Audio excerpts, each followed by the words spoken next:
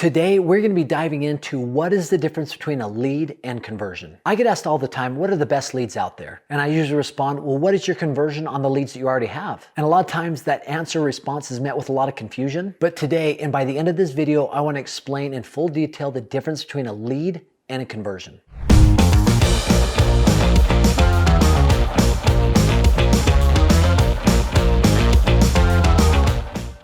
The lifeblood of any sales organization are good leads. The quality of leads can absolutely boost a sales team or actually break the morale of a sales team. However, without the proper performance on those leads, eventually those leads die out. So conversion plays just as an important role as good leads do. So I want to break down the difference between lead and conversion by first explaining what is a lead, what is conversion, and how is it calculated. Then I want to help you understand why those two terms are synonymous with sales success. And by understanding that can help you evaluate both. Ready?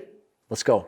So what is considered a lead? Whenever I talk about leads, I say that they've invested into two things, either time or money or both. So what does that mean? If someone has invested money, they've bought a product or a service from you or your affiliate or your partner, they've actually taken a major step in showing that they're interested, right? I mean, think about it. Somebody has seen something online, over the phone, on TV, they've taken time, they pulled out their wallet, went to the kitchen, they've grabbed their credit card, they've pulled it out, they've entered that credit card online or given it over the phone. That is a huge step in saying, I am interested. I am a lead. I am somebody who is interested in what you, your organization, your affiliate is offering. So investing money is a big piece of it. Second thing is they've invested time. Now, what does this mean? Now, I look at the seminar industry as a great indication of someone who's invested time. Let's say somebody leaves work all day long, or they spend their entire Saturday at an event, at a seminar, looking to better themselves. They've invested time, right? They've invested a ton of time into them becoming a better individual. That shows that they're invested in either your product, your service, or your affiliate's product or service. Just to put this in perspective, and I've told this story before, but it's a fun one. Early on in my career, we all thought buyer leads were the leads to do, right? They were the best leads out there.